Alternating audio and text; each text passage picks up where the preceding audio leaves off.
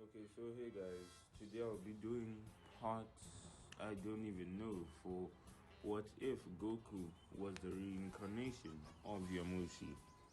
So the way this what if begins is we see King Cold being erased till there's nothing left. And we see Goku in a Super Saiyan God form, tired out and on the brink of collapse. But just before he could power out of his transformation, Vegeta stole some energy from Goku to feel a taste of the Super Saiyan God power. As this ki flows through Vegeta's veins, he understands the feel of this transformation. And now it triggers something inside of his body as he now realizes that if he can train for a bit, like a year or two, he'd be able to grasp the Super Saiyan God transformation and maybe even transform it into it himself. So Vegeta says, "Thanks, Kakarot," and knocks him out. On top of this, Raditz and Bardock try to fight Vegeta, but they have no chance since the God Key that Vegeta just stole gave him an amp up in power. So that means that Vegeta beats Bardock and Raditz, and he says to Nappa, "Let's go, Nappa. We're going back to planet Vegeta, and I will take my rightful place as the king of the planets." So what happens is Raditz and Vegeta take the ship and fly towards planet Vegeta. When Raditz, Goku, and Bardock wake up, they find themselves badly bruised and beaten. And they look around and they realize that they were abandoned by Vegeta and Nappa. And Bardock is angry. He says, "Damn those Saiyans, why did I trust them in the first place? Now look where we are now." But what Vegeta and Nappa had not accounted for was the fact that King Cold also did have ships around this area. So Raditz, Goku, and Bardock take one of these ships, but in their badly beaten state, they were not able to figure out how to type in the coordinates before passing out. So they just press enter, and then the ship flies at a random place in the universe.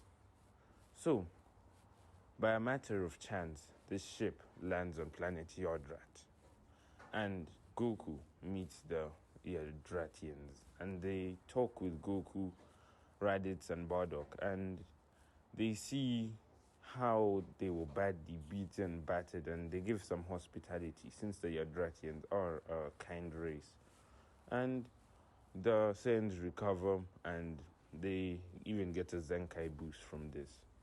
But they realize that they're gonna have to train for just in case Vegeta tries anything like this again.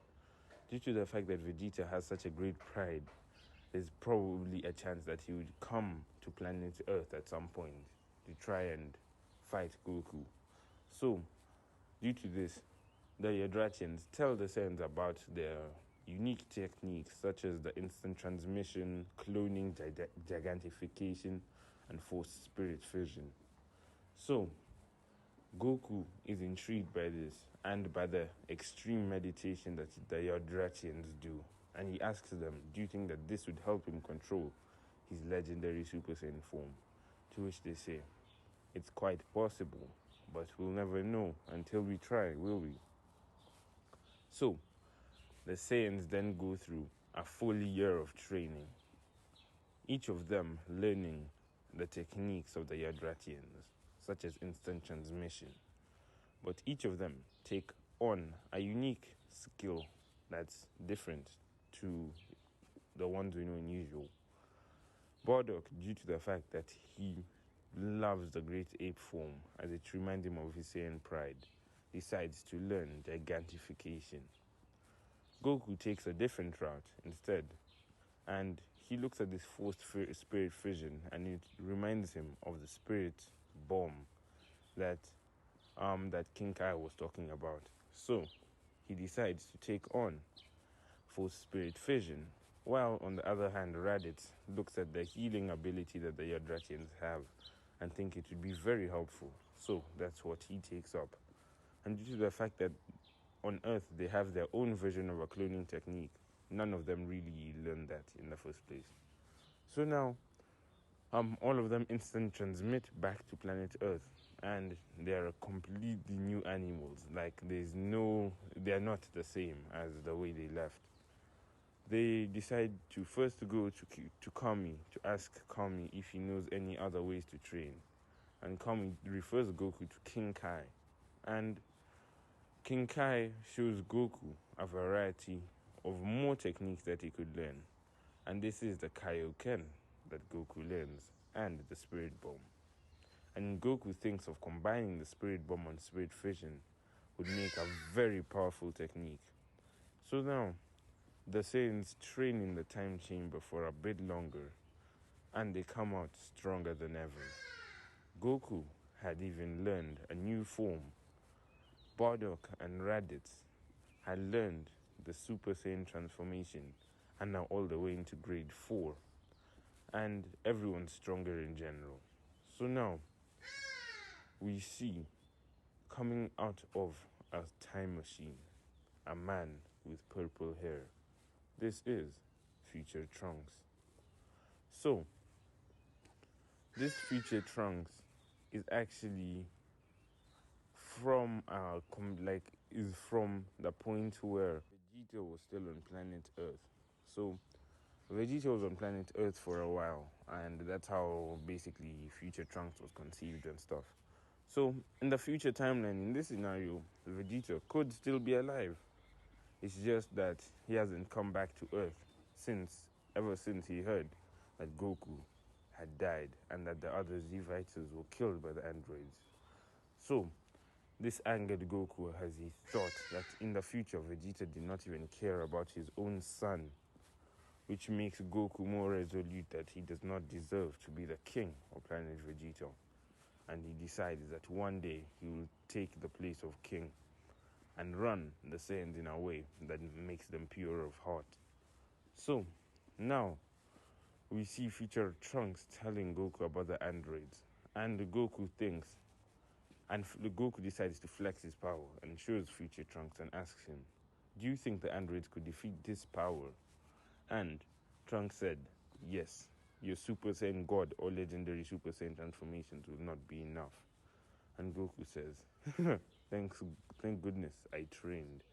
So, Goku transforms into a legendary Super Saiyan God form and says, do you think the androids could handle this though? To which Trunks says, there is no way they could handle that. So, what happens now is we see the Saiyans take a more proactive approach this time. And instead of waiting for the androids, Trunks said that in the future he had a theory on where the androids actually came from.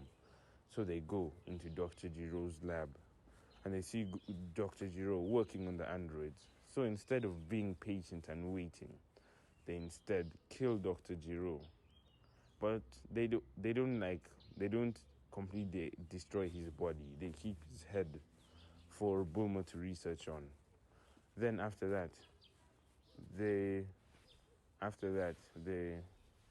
see the blueprints of these androids and they realize they're human beings and they were actually like teenagers even. So instead of killing them, they decide to have Bulma reprogram them to have pure hearts. And then the same is done with Android 16. Bulma even thinks she can do some upgrades to Android 16 to make him a completely more powerful being. So, in the background that no one knows, there's an android from the future, biomechanically made to be the perfect being, searching for perfection. And that's where I leave this part off for now. I hope you enjoy and have a good day.